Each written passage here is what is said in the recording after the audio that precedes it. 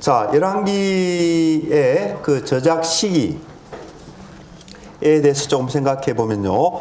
열왕기에 보면 오늘까지라는 표현이 많이 나타나요. 그러니까 이것은 이제 기록자의 시점에서 한 말이겠죠, 그죠? 그래서 혹시 이 표현이 기록 시기에 대한 어떤 단서를 주지 않을까라고 생각할 수 있겠지만요. 그러나 그렇지 않습니다. 왜냐하면 이게 이제 이 오늘까지라는 표현 자체가 굉장히 이렇게 그 오늘이 언제인지 우리가 알 수 없기 때문에 그렇죠. 예. 그리고 구약의 이 표현은 여러 곳에 나타나요. 창세기에도 나타나고 신명기, 역대기 등등 여러 곳에 나타나기 때문에 아마 구약 이스라엘 저자들이 이렇게 관용적으로 자주 사용했던 그런 어떤 이 표현이 아닐까 싶기도 한데요. 어쨌든 여러 곳에 나타나기 때문에 이것만 가지고는 기록 시기를 우리가 알 수가 없는 것이죠. 그런데 열왕기의 마지막 부분에 보면 여호야긴 왕이 사로잡혀 갔다가 이제 석방되는 내용이 이야기가 소개되죠, 그죠? 그게 대략 기원전 560년경으로 추측이 됩니다. 560년경. 그러면 그 기록이 나오기 때문에 열왕기의 기록 시기는 적어도 560년 이후였을 것이다. 이렇게는 우리가 이야기할 수 있을 것 같아요. 이게 이제 비평학자들의 이야기인데, 그래서 우리가 그대로 받을 수 없는 내용이죠. 비평학자들은 편집서를 주장하잖아요. 그러니까 신명기적 역사 이론, 여러분들에게 제가 소개해 드린 적이 있는데, 독일의 구약학자 마틴 노트라는 사람이 이제 이렇게 이렇게 내세운 그런 이론이죠, 그렇죠? 이제 그런 이론을 따르는 사람들을 보면은요, 마틴 노트는 이제 뭐 이렇게 포로기에 한 사람이 신명기부터 시작해서 열왕기 하까지를 아우르는 책을 기록했다 이렇게 보거든요. 예, 이렇게 보는데 마틴 노트의 그 학설을 따르는 많은 후대의 학자들은요, 이제 그렇게 한 사람의 손에서 나왔다라기보다도 이렇게 이제 후대로 전승되는 가운데서 여러 단계의 편집을 거쳤다고 봅니다. 물론 마틴 노트도 이렇게 처음에 이제 그렇게 기록되고 난 다음에 뭐 그것이 변형을 겪지 않고 그대로 이제 그건 아니에요. 마틴 노트의 경우에도 이제 그렇게 한 사람이 이 책을 기록하고 난 다음에 이렇게 후대로 전승되는 가운데서 어떤 이렇게 그런 편집 작업이 있었다고 보지만, 그러나 이제 이 마틴 노트의 학설을 따르는 사람들이 내세우는 편집서는 그것과 조금 달라요. 그러니까 이 신명기 역사서 자체 안에 그 어떤 서로 관점을 달리하는 그런 어떤 편집자들이 있고요. 그 편집자들이 이 단계별로 이렇게 편집을 해 갔다 이런 학설들이 있는 거예요. 그러니까 예를 들면 이제 신명기적 역사서가 기록되었고 그 기록되고 난 다음에 몇십 년 시간이 흘러가잖아요. 그러면은 이제 또 다른 편집자들이 등장하는 거예요. 이제 이 사람들이 어떻게 했느냐?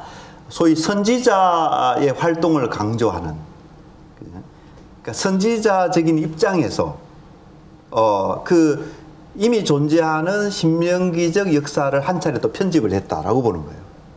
그래서 그 편집의 과정을 거치면 어떻게 되겠어요? 선지자에 대한 부분이 되게 강조되겠죠. 그죠? 그렇게 되는 거고, 그 다음에 또 몇십 년 흘러가서 또 어떤 사람이 등장하느냐? 역시 신명기적 역사의 그런 어떤 그 흐름 속에 있는 편집자들이에요.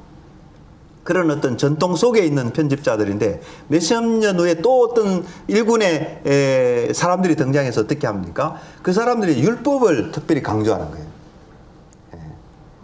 율법에 대해서 특별히 강조하면서 그런 관점 속에서 또 한 차례 더 이 책 전체를 개정 작업하는 이런 일이 있었다라고 보는 거죠. 그렇죠? 그럼 어떻게 됩니까? 3단계 편집설이 되는 거죠. 처음에 신명기적 역사서가 있고 그것이 이제 선지자적인 관점에서 편집을 거치고 또 그 다음에 또 율법을 강조하는 차원에서 또 편집을 거치고 이렇게 책이 여러 단계를 거쳐서 완성됐다 이렇게 보는 사람들이 있는 거예요.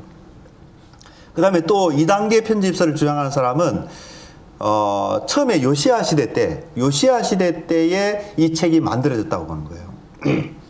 그러니까 신명기부터 열왕기하까지 한 권의 책으로 요시야 시대 때 만들어졌는데 그럼 왜 만들어졌느냐? 요시야의 개혁 정책을 뒷받침하기 위한 하나의 수단으로서 그렇죠.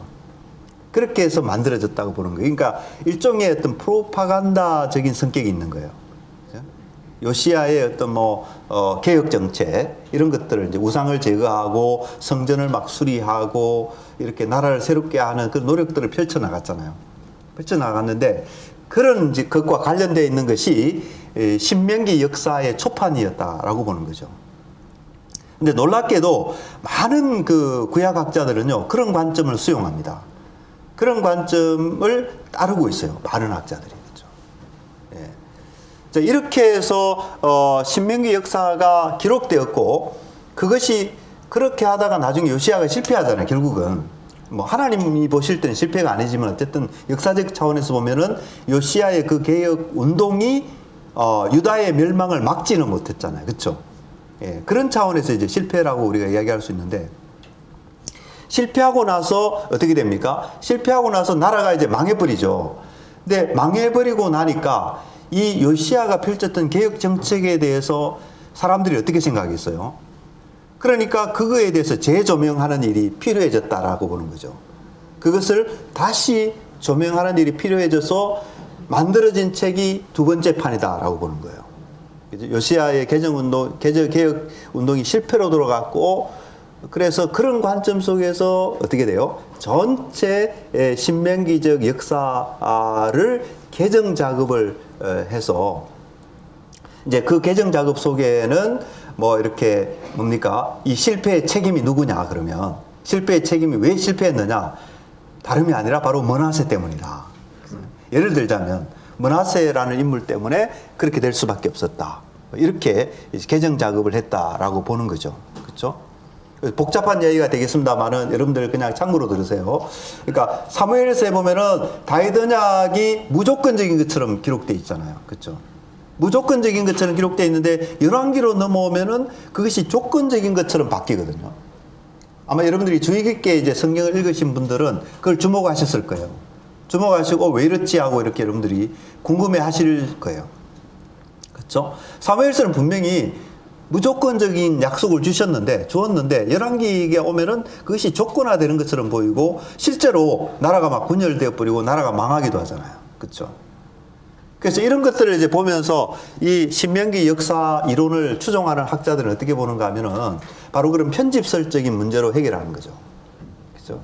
그러니까 처음에는 무조건적이었는데 이 나라가 망하고 나니까 그걸 개정해야 될 필요가 있었다는 거예요. 그래서 처음에는 무조건적인 것이 나중에 조건으로 바뀌었다 이렇게 보는 거예요. 예. 어떻게 보면은 굉장히 이제 좀 논리적인 설명인 것처럼 보이고 합리적인 설명인 것처럼 보이잖아요. 근데 여기에 큰 함정이 있습니다. 성경은 이렇게 어떤 상충되어져 보이는 것들이 그것이 사실은 큰 전체의 일부일 수 있는 거거든요.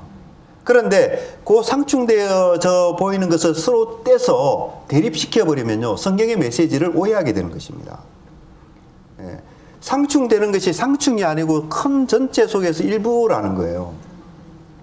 그렇죠? 예컨대 왕권이 세워지게 될 때 왕에 대해서 반대하는 목소리도 있거든요.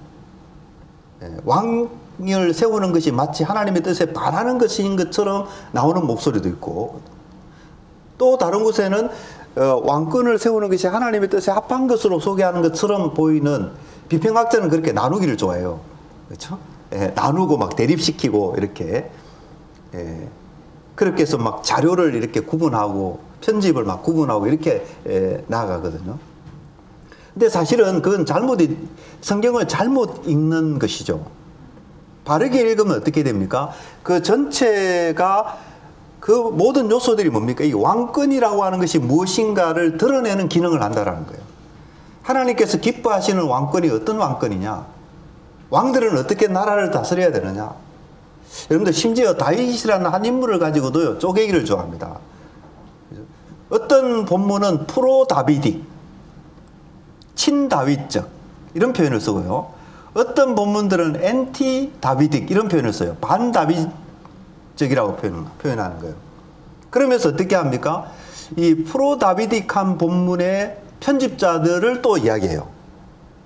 그리고 또 엔티 다비딕 하는 사람들의 편집자들을 또 이야기해요. 그렇게 해서 이 한 성경 안에 서로 다른 관점을 가진 그런 기록들이 막 뒤섞여 있다라고 보는 거죠. 그러면 어떻게 됩니까? 성경은 아무것도 아닌 것이죠. 그냥 여러 막 정돈되지 않는 서로 충돌을 일으키는 그런 관점들이 막 뒤섞여 있는 이런 책으로 되고 말거든요. 근데 왜 그런 생각이 나타날 수밖에 없느냐? 이렇게 전체를 구성하는 일부로서 전체를 보게 하는 하나의 그런 어떤 역할을 하는 그것을 따로 떼내 가지고 서로 대립시켜 버리기 때문에 그런 오해가 생긴다라는 거예요. 그래서 우리가 이런 요소들이 나타나게 될 때 그것을 쉽게 대립시키기보다도 이것이 이런 의도가 뭘까? 이런 부분들이 이 전체 속에서 어떤 역할을 하고 어떤 의미를 갖는 것일까? 우리가 그런 차원에서 우리가 생각을 해야 되는 것이죠. 이것을 이제 다윗 언약과 관련해서 이런 요소들을 제가 설명하는 데 시간이 많이 걸리고요. 또 이미 여러분들 강의한 속에 다윗 언약과 관련해서 제가 설명해 놓았어요. 그 중에 간단하게만 말씀을 드리면 왜 열왕기와 사무엘이 이제 사무엘은 무조건적인 것처럼 말하고 있는데 열왕기는 조건적이냐? 조건적으로 보이는 것은 사실은 수사학적이다라고 말씀드릴 수 있어요. 그렇죠? 그러니까 다윗 언약이 처음 세워질 때는 당연히 어떻습니까? 처음 세워지기 때문에 그 언약의 어떤 긍정적인 측면이 적극적인 측면이 강조되는 거죠. 수사학적으로. 그러나 그렇다고 해서 조건적인 면이 전혀 없는 것은 아니에요. 왜냐하면 범죄하면 채찍이 있고 징계가 있을 것이다 라고 분명히 말하잖아요. 범죄해도 상관없다라고 말하지 않아요. 그러니까 그 자체가 이미 조건적이에요. 그렇죠? 다만 그 조건이 어떻게 됩니까? 그 조건이 아주 약하게 표현되고 있어요. 그래서 제가 수사적이라는 표현을 쓰는 것입니다.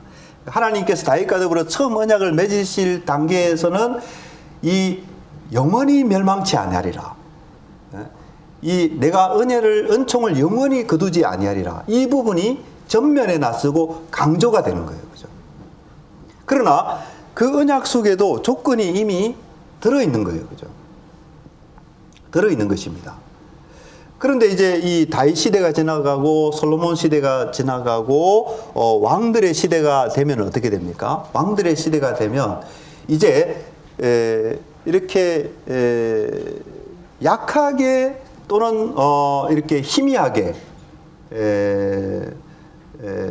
또는 이렇게 그렇게 언급되었던 그 조건적인 측면이 이제는 더 강조되는 거예요. 그래서 수사적이다라는 표현을 제가 말하고 있는 것이죠. 그래서 이 얘기는 뭐냐면 사무엘서를 읽을 때도 그저 우리가 무조건적인 측면에 온통 이렇게 온통 그게 사로잡혀서 조건적인 측면을 무시한다라든지 잊어버리면 안 되는 거예요. 사무엘서에 나타나는 그 무조건적인 것을 읽을 때도 조건을 고려해야 되는 거예요.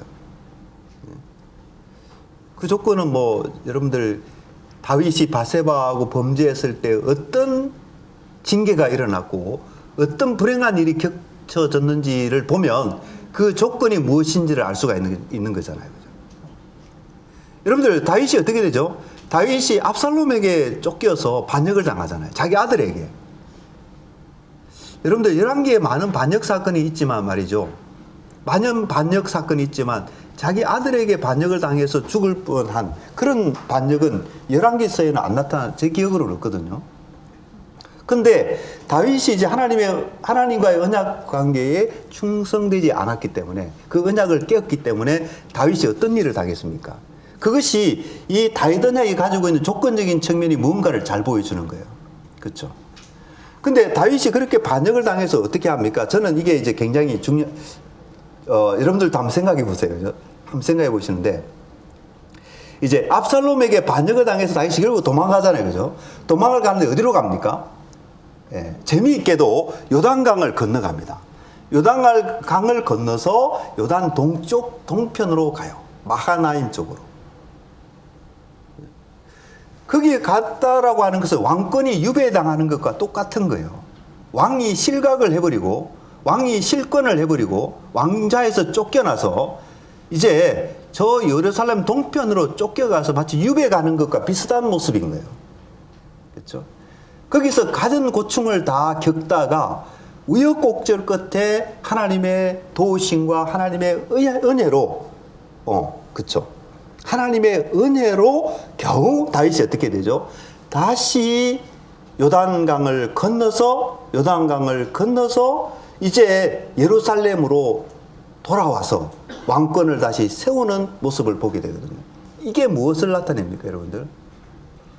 뒤에 펼쳐질 긴 이스라엘 역사를 염두에 두게 될 때 이것이 의미하는 바가 뭡니까? 사실은 후대의 왕들에게 거의 이런 현상이 되풀이게 되는 거죠. 왕들이 계속한 일이 뭡니까? 언약을 깨는 일이에요. 하나님께 반역을 하는 일입니다. 범죄하는 일이에요. 그래서 하나님이 징계하다가 어떻게 됩니까? 마지막으로 나라가 무너져 버리는 거죠. 다윗 왕권이 무너져 버리는 것처럼 보이잖아요. 그렇죠? 그리고 왕들과 백성들이 다 어디로 잡혀갑니까? 동쪽으로 잡혀가죠. 요단강을 건너서. 그렇죠? 요단강 동편에 있는 저 메소포타미아 지역으로 포로로 사로잡혀 가고 말아요. 그렇죠? 그렇게 해서 오랜 세월을 보내다가 마침내 때가 이르자 하나님의 사랑이 다하지 않아서 하나님의 변함없는 사랑 때문에 그 백성들이 다시 본국으로 돌아와서 그곳에서 다시 성전을 세우고 그렇게 되잖아요. 그죠? 자, 이런 어떤 것을 보게 될 때 우리가 다윗 언약이 처음부터 품고 있는 조건적인 측면이 뭔가 하는 것을 알 수가 있는 거예요. 그죠? 예, 다윗이 범죄했을 때 그런 징계를 받았고, 그러나 언약으로 인해서 결국은 그 징계가 멸망으로 이어지지 않는 거예요. 그 징계가 최종적인 심판으로 이어지지 않습니다. 다만 그 징계는 어떤 역할을 합니까? 그야말로 말 그대로 징계인 거예요, 징계. 하나님이 더는 무서운 회초리인 것입니다. 무서운 매인 거예요. 그죠? 매인 거예요. 다윗에게 그렇게 작동을 했고, 하나님과 다윗 사이에 존재하는 그 언약의 틀 속에서 이런 일이 펼쳐지는 것이죠. 그렇죠? 이런 일이 펼쳐졌듯이 후대의 이스라엘 왕들에게도 그런 일들이 펼쳐지는 것입니다. 범죄하자 어떻게 됩니까? 하나님이 매를 때리시는 거죠. 바벨론을 막대기로 사용하시고 아수르를 막대기로 사용하시고 이렇게 해서 그들을 매를 때리시고, 그러나 나중에는 어떻게 합니까? 나중에는 다시 회복시키죠. 자, 여러분들 여기서 여러분들 조건적인 측면과 무조건적인 측면이 다 들어있는 거예요. 그죠? 그래서 사무엘서에 나타나는 다윗 언약 속에도 조건적인 측면이 있고 무조건적인 측면이 있고, 열왕기에도 무조건적인 측면이 있고 조건적인 측면이 있는 거예요. 그런데 기록자가, 제가 그래서 수사적인 거라고 보는 거예요. 기록자가 그 기록을 할 때 무엇에다가 더 이렇게 강조를 하냐에 따라서 이렇게 뉘앙스가 조금 달라지는 거죠. 그죠?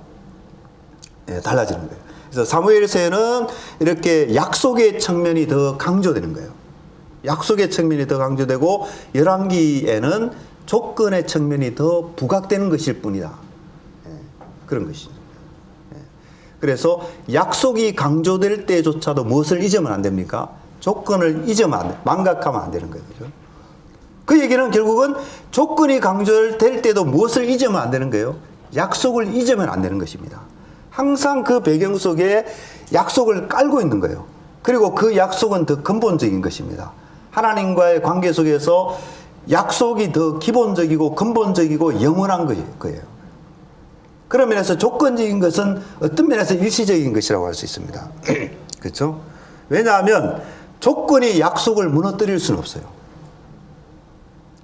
그 조건 때문에 약속이 취소될 수는 없습니다. 그래서 약속이 더 기본적이다라고 말하는 거죠. 그래서 결국은 이렇게 망해져 버린 것 같았는데 이제 다 끝나버린 거잖아요, 사실은.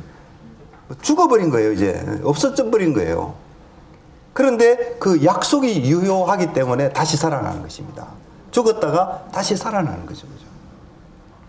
그래서 다윗 언약을 이야기할 때 그런 점들을, 그래서 여러분들 이런 점들을 배제해버리고 이렇게 왜 여기는 약속이냐, 왜 여기는 조건이냐, 서로 다르다, 이걸 대비시키고 대조시키고 이렇게 해버리면 어떻게 됩니까? 그걸 충돌되는 것으로 봐버리면 전혀 다른 그림이 나와버리는 거예요.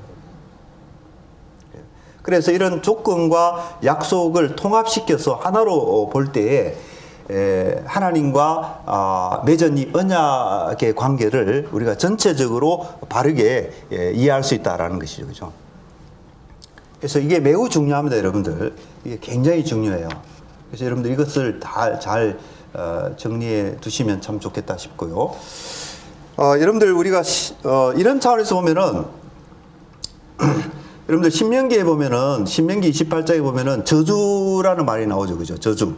축복이 나오고 저주인데 여러분들 저주는 뭡니까? 저주는 사실은 이렇게 저주는 말 그대로 저주예요. 끝이에요. 끝. 저주받으면 그 사람은 소망이 없는 거예요. 그죠? 그렇지 않습니까? 저주받았는데 무슨 소망이 있겠어요? 여러분들 그런데 그런 의미에서 신명기에 나오는 그 말씀은 분명히 저주인데 저주가 아니에요. 그거는 뭡니까? 사실은 그 말을 제대로 해석하면 사실 징계가 되는 것입니다. 예? 신명기에 나타나는 막 이렇게 무시무시하잖아요. 하나님이 뭐 이렇게 범죄하게 되면은 막 그냥 소름 돋는 그런 어떤 이렇게 무서운 말씀들이 선포되거든요. 근데 그게 사실은 그 자체가 저주죠. 저주인데, 그런데 그것이 하나님에게 사용될 때는요, 사용되게 될 때는 어떻게 사용되느냐? 징계로서 사용된다는 거죠. 징계는 뭡니까? 그 목적이 좋은 데 있는 거예요. 목적이 회복시키고, 온전케 만들고, 하나님 자녀답지 않는, 하나님 아들답지 않는 존재를 하나님 아들답게 만드는 그런 어떤 그 서로 기능을 하는 거예요. 그죠? 그런 차원에서 볼 때 신명기에 나오는 그 저주는 사실은 저주가 아니다, 이렇게 보는 거죠. 여러분들 다윗이 경험했던 모든 재난들 보세요. 그게 뭡니까? 그게 저주 아닙니까, 여러분들? 예? 다윗이 경험했던 그 이상 저주를 당한 사람이 이 세상에 있을까요? 예? 보세요. 사무엘라 9장부터 20장 사이에 다윗이 그 짧은 인생을 살면서 어떤 고난을 당했는지, 어떤 비참함을 겪었는지, 그렇죠? 사실 죽음보다도 더 참 고통스러운 시간들 아니었겠어요, 그죠? 그게 저주가 아니고 뭐겠습니까? 그런데 다윗 역사의 맥락 속에서 보면 그게 저주가 아니죠. 징계에 매였다라는 거예요. 징계에 매. 그렇죠? 예. 그런 징계에 매는 결국은 이렇게 그 백성을 회복시키고 하나님과의 관계를 회복시키는 어떤 수단으로서 작용을 했다, 이렇게 보는 거죠.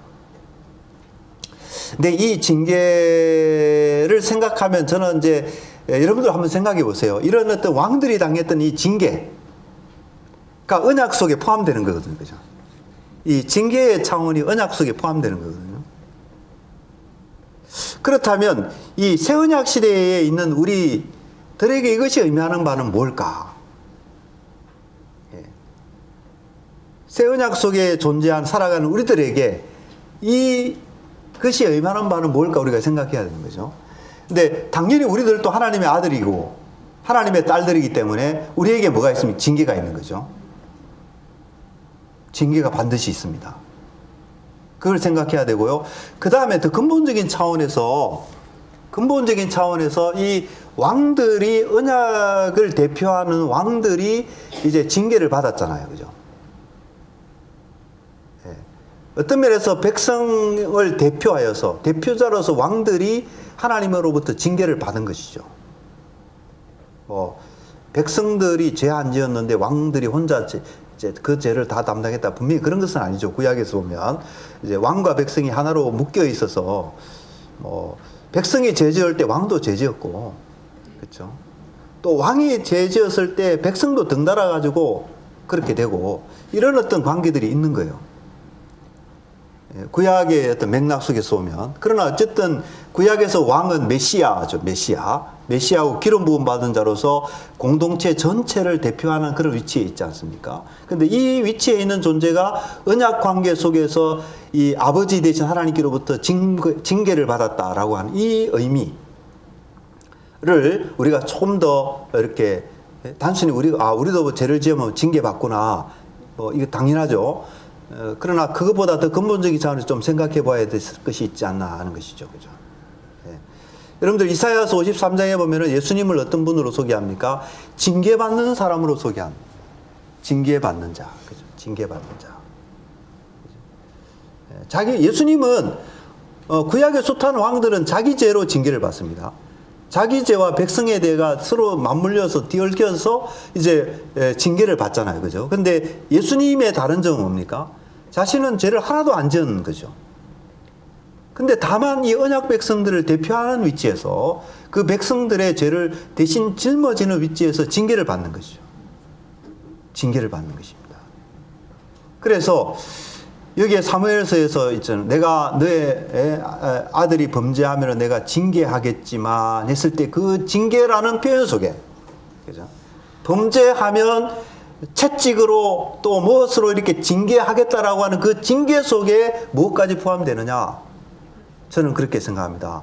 예수님이 자기 백성을 위해서 징계받으실 일까지도 그 속에 포함되어 있다. 이렇게 볼 수 있는 거죠. 언약이 작동하기 위해서는 그럴 수밖에 없는 거예요. 언약은 죄를 용납할 수가 없는 거거든요. 죄 문제가 해결돼야 되고, 죄를 지었을 때는 거기에 대한 징계가 따르는 것이고, 그 징계를 누가 대신 받았냐? 예수님이 대신 받으신 거죠. 예수님이 대신 받으신 거예요. 그런 차원에서 징계를 생각해야 됩니다. 아까 편집설 이야기하다가 이제 이야기가 이렇게 이제 흘러왔는데, 그러니까 편집의 단계가 여러 단계로 이루어졌다, 이런 그런 이론이 나오게 된 배경 속에는 바로 이런 어떤 언약에 대한 이해가 잘못되어 있기 때문에 그런 거예요. 그죠? 이렇게 조건적인 측면과 무조건적인 측면을 이렇게 통합해서 보지 못하고, 그것을 대립시켜 버리기 때문에 왜 이런 대립이 나타났을까? 답을 찾아가다 보니까 해결책이 뭡니까? 편집설로 나온 거예요. 편집의 단계를 나눴다라는 것이죠. 그러나 그것은 잘못된 견해다. 그것을 우리가 기억할 필요가 있습니다.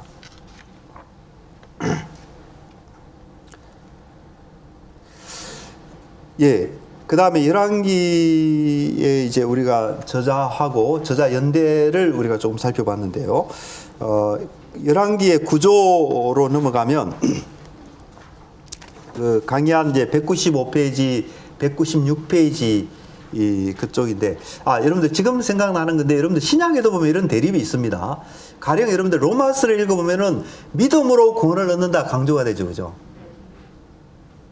의인은 믿음으로 말미암아 살리라. 믿음이 강조되는 것입니다. 그런데 신약 성경을 전체로 읽는 사람들은 거기서 우리가 반드시 뭘 기억하게 됩니까? 행함의 중요성을 망각하면 안 되는 것이죠, 그죠? 로마서를 읽을 때 행함의 중요성을 망각하면 안 됩니다. 근데 야고보서를 읽을 때는 어떻게 됩니까? 야고보서는 사람이 믿음으로만 의롭다함을 받는 것이 아니라 행함으로 의롭다함을 받는다, 이렇게 이야기하잖아요. 그럴 때 우리는 그 본문을 오해하면 안 되는 것이죠. 이게 로마서의 신학과 대립되는가? 그렇게 되면 안 되는 것입니다. 그렇죠? 야고보가 그 이야기를 해도 로마서를 전제로 깔고 있는 거예요. 믿음으로 의롭다 하는 그 교리를 깔고서 행함의 중요성을 이야기하고 있는 거예요. 로마서에서 믿음으로 구원 얻는다라는 이 이야기를 하더라도 행함의 중요성을 깔고 있는 거예요. 그죠? 같이 그것을 이렇게 염두에 두고 있다. 이것을 우리가 알고 있어야지, 그거를 그렇게 대입시키고 이렇게 보면은 성경을 오해하는 것이 된다는 것이죠. 예. 그래서 여러분들 그 사무엘서와 열왕기의 그 조건적인 측면과 어떤 무조건적인 측면의 이런 어떤 관계, 이거는 로마서와 야고보서의 그 믿음과 행함 사이의 그 어떤 관계, 이것과 아주 유사하다고 봐요. 아주 무관치 않다라고 봅니다. 무관치 않아요. 여러분들이 그런 시각을 가지면 좋겠다. 그렇게 생각을 합니다.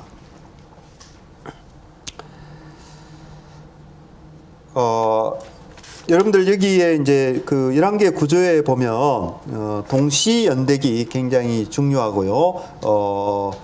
그게 어떠한 것인지 196페이지에 제가 이렇게 설명해 두었고요.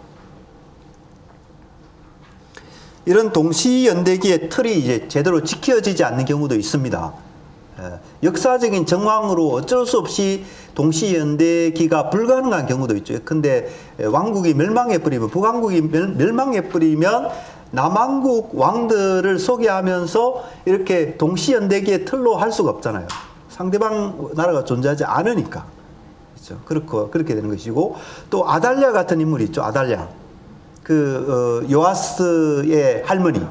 그죠? 요아스의 할머니이고, 누굽니까? 그 여호람의 아내인데, 이게 사실은 아합과 이세벨의 딸이잖아요. 그죠? 아달랴.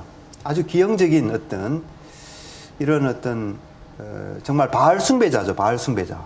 이 아달랴가 여호람이 이제 이렇게 예후에게 죽죠. 그죠?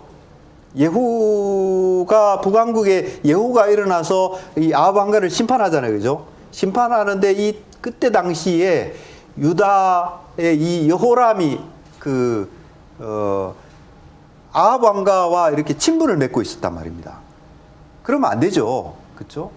이렇게 우상 숭배자고 바알 숭배자고 하나님을 진노하게 만든 그런 자들과 함께 친분을 맺으면 안 되지 않습니까? 책망하고 이렇게 그렇게 해야 되는데, 이 여호람이 아합 왕가와 친분을 맺다가 어떻게 되면 결국은 예후가 일어나서 이 아합 왕가를 심판할 때에 이 여호람도 같이 죽어요. 같이 죽게 됩니다. 그럴 때 기회를 틈타서 왕권을 잡은 사람이 누군가, 이 아달랴라는 인물입니다. 아달랴가 이 여호람의 이제 미안합니다. 제가 이 죽은 사람이 누군가, 아하시아예요. 아하시아. 그러니까 아합 왕가와 이제 친분을 맺다가 죽은 사람이 아하시아. 여호람의 아들 아하시아인데, 이 아시아가 죽자 이 아시아의 어머니였던 아달랴가 말이죠. 아시아의 어머니였던 이 아달랴가 정권을 찬탈해 버립니다. 그죠? 찬탈해 여호람의 아들들 다 죽여버리고, 그때 이제 요아스가 구사일생으로 도피하잖아요. 도피해서 이제 목숨을 유지하긴 했습니다만은. 그래서 이 아달랴라는 인물이 이런 인물이니까요. 이 사람이 나라를 통치하긴 했지만 왕이 아닌 거예요. 그래서 여러분들 왕들의 숫자를 계산하잖아요. 숫자를 계산할 때에 착오가 있을 수 있습니다. 어떤 계산은 이 아달랴를 왕으로 포함시키는 계산이 있고, 이 아달랴를 빼버리는 계산이 있는 거예요. 아달랴를 포함시키면 유다의 왕들은 르호보암부터 계산하면 20명이 됩니다. 20명. 근데 아달랴를 빼버리면 19명이 되죠. 19명이 됩니다.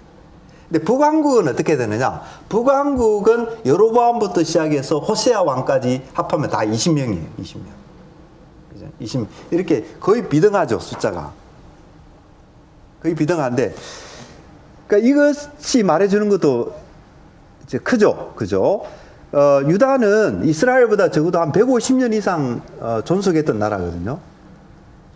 150년 이상 존속했던 나라, 더 길게 이제 존속했던 나라인데 왕들의 숫자가 똑같다라는 거예요. 그렇죠? 그 얘기는 유다가 훨씬 더 안정적이었다라는 걸 보여주는 거예요. 정치적으로 훨씬 더 이렇게 안정적인 상태로 나라가 이렇게 운영됐다라는 걸 볼 수가 있는 거죠. 근데 그에 반해 북왕국은 굉장히 혼란스럽고 이렇게 어려움이 많았다 하는 것을 알려주는 것입니다.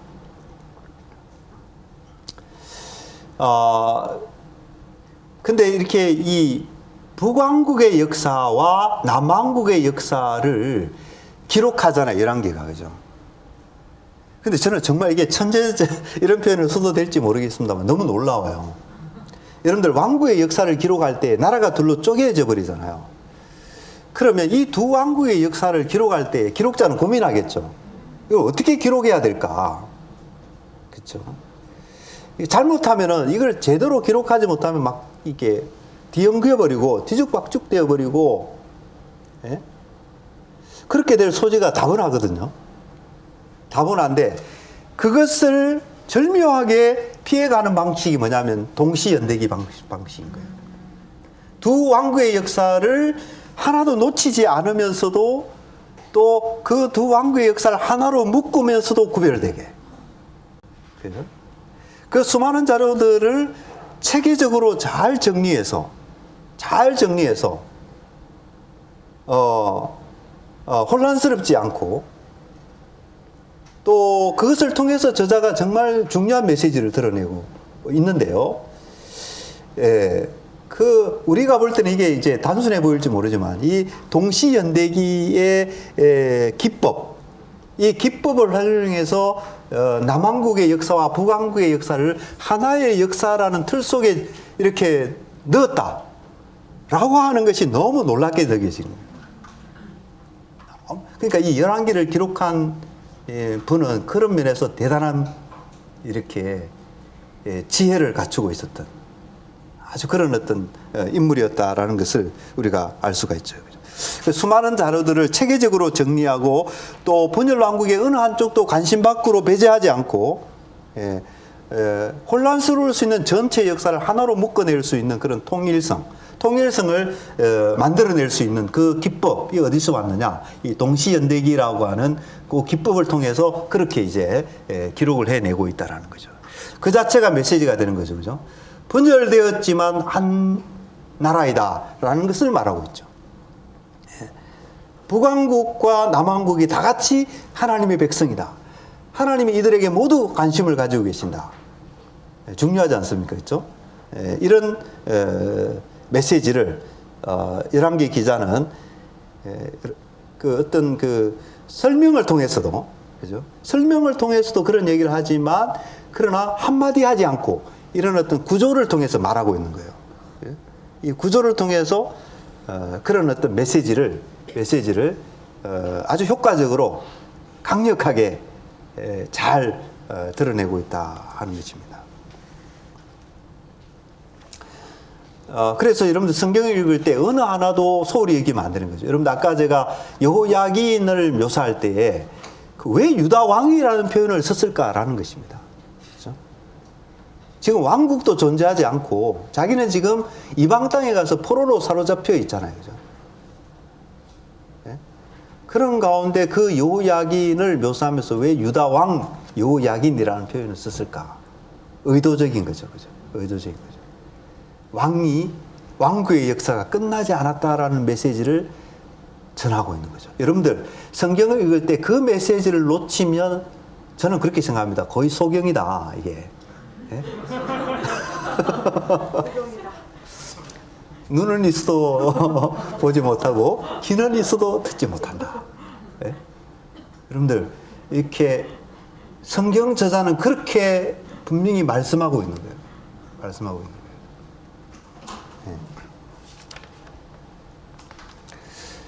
그 열왕기 저자는 연대기를 아주 효과적으로 사용하고 있습니다. 성전 건축할 때도요, 그냥 성전 건축했다 말하지 않고 출애굽한 지 480년에 이렇게 이야기하고 있습니다. 여러분들 그 자체 속에 어마어마한 메시지가 들어있는 거예요. 그렇죠? 그 속에 성전 건축할 때 왜 갑자기 출애굽이 등장하는가 뜬금없이 그것은 그 자체로 어떤 메시지를 전하고 있죠? 이 성전 건축은 출애굽의 완성이다. 이런 메시지가 있어요. 출애굽은 결국 성전 건축을 지향하고 있다라는 거죠. 여러분들 출애굽기서도 그걸 말하고 있는 거예요. 여러분들 출애굽에서 이스라엘이 어디로 갑니까? 시내산으로 가죠, 그죠? 근데 시내산 정상에서 모세가 뭘 받습니까? 율법을 받음과 동시에 뭘 받죠? 성막 건설에 대한 하나님의 뜻을 하나님께서 성막 건설에 대해서 이렇게 모세에게 알려주시죠, 그죠? 그러니까 애굽에서 종로로 타다가 출애굽에서 시내산으로 가고 시내산에서 받게 되는 것이 성막 건설이에요. 성막은 하나님의 임재를 상징하는 것이고 이스라엘 백성들이 하나님을 왕으로 모신 백성이며 하나님을 섬기는 백성이고 하나님은 이스라엘 백성들 가운데서 임마누엘, 이스라엘 백성을 자기 백성으로 삼으시고 그들 가운데 임마누엘 하시면서 그들을 다스리고 통치하신다. 이런 개념들을 다 담고 있는 곳이 성막이잖아요. 그죠? 근데 그 성막이 솔로몬 시대에 오면 무엇으로 이렇게 발전합니까? 성전으로 발전하게 되는 거죠. 그렇죠? 그래서 출애굽이 성막을 지향하고 성막은 성전을 지향하고 있습니다. 그렇죠? 출애굽은 성막을 지향하고 있고 성막은 성전을 내다보고 있다는 거예요. 바로 그런 어떤 신학적인 이해 속에서 열왕기 저자는 성전 건축을 이야기할 때에 출애굽한 지 480년에 출애굽을 끌고 출애굽을 이야기하고 있다는 것이죠. 그렇죠? 이해가 되십니까, 여러분들? 그러니까 여러분들 성경 저자가 어떤 기록할 때 어떤 의미를 담아서 이렇게 기록을 하고 있는지